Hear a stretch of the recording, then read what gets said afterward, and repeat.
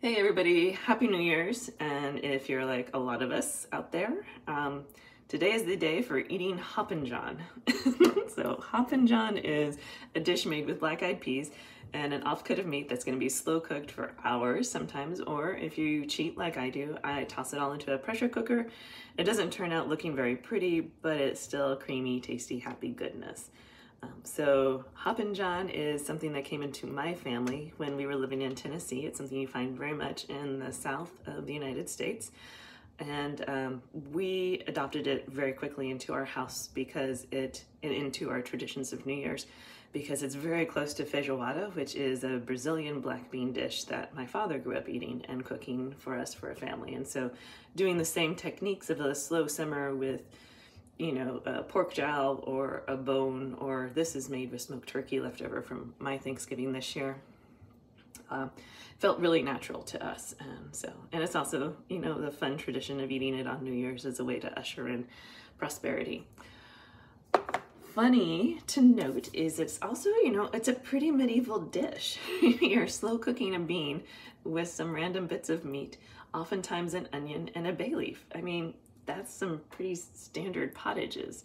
So what did the medieval black-eyed pea look like for Europe?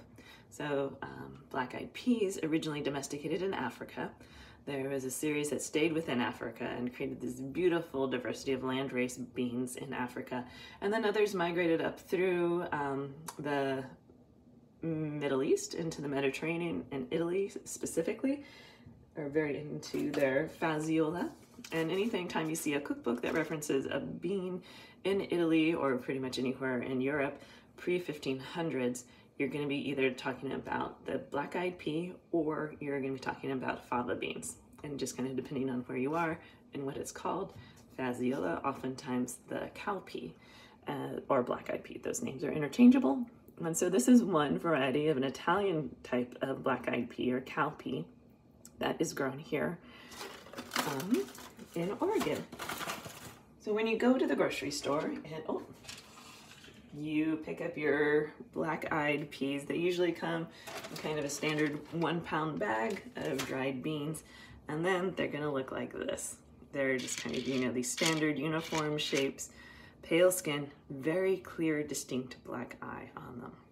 Oftentimes this kind of more mass-produced type is called a California black-eyed pea, but there's other different kind of like more commercial varietals out there. The peas that are peas that are closer probably to what the Italians were cooking with in that pre-1500s is going to be something closer to this. And these are like, so much fun.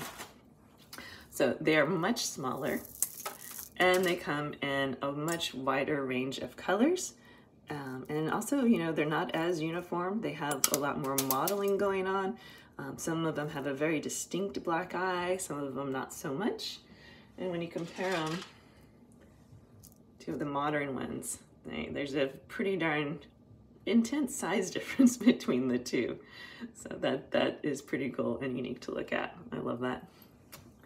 Yay for all sorts of different types and seeds. So how do they cook up? So this is a little taste test I did. This was just, was this a 1/4 cup? Anyway, and then I just boiled it. And so because they're so much smaller, I did not pre-soak it at all. I just tossed them in and I boiled it for about 30 minutes, and this is what they came up with. There's no need for like the pre-soaking and the cooking and the other cooking and the more cooking or pressure cooking. And what do they taste like? They taste about the same as a standard black-eyed pea. They have that, I don't know what it is about black-eyed peas, but there's like that really unique kind of earthy mellowness about the black-eyed pea, combined with like these sweeter, higher notes that pair well with an acid. The texture is really nice and creamy. I think though the difference between the two and the texture is more a byproduct of my cooking techniques than actually the bean itself. But this could be very much made into a lighter fare or of a salad. I mean, it tastes like pretty much of a black-eyed pea. The only thing that's a little bit different is it's a little bit sweeter, it's a little bit lighter than the mass-produced ones.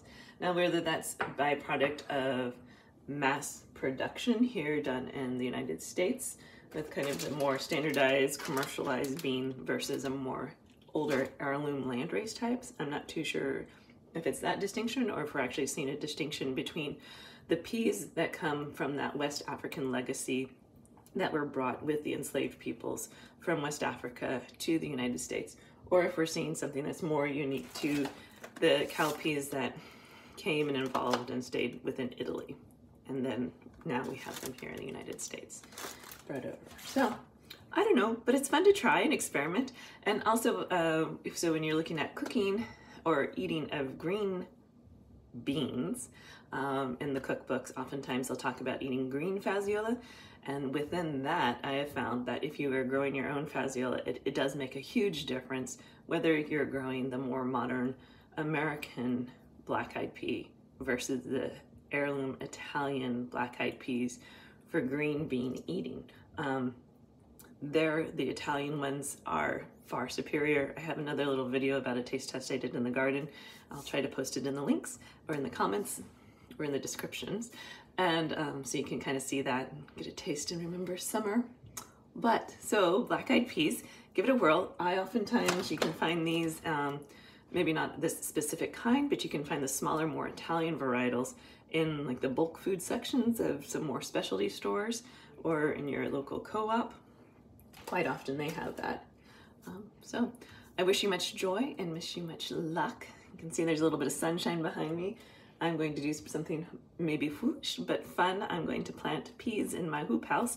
I am desperate to get some soil and dirt underneath these fingernails. So that is what I'm off to go do. So I wish you much joy. I wish you much hope. And I hope you get some dirt under your fingernails. All right, take care everyone and Happy New Year.